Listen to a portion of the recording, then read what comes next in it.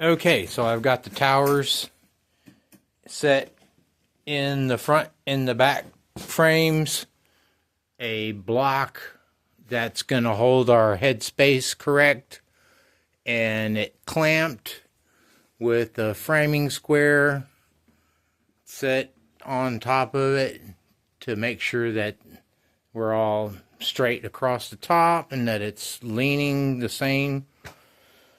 Then I put this screw in on all four corners.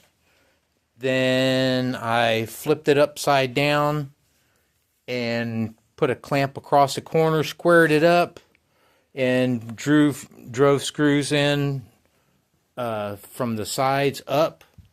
Then I flipped it back over and put these in.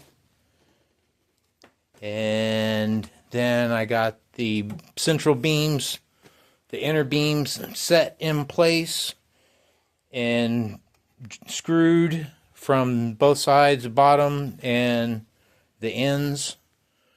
And now this really can come out. All right.